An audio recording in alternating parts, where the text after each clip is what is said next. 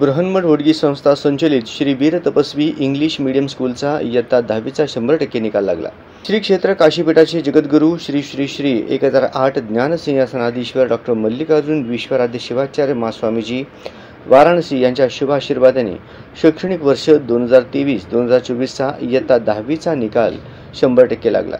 या परीक्षेत प्रशालेतील कुमारी माटेटी संजना हिने 93.60% गुण मिळवून प्रथम क्रमांक पटकावले।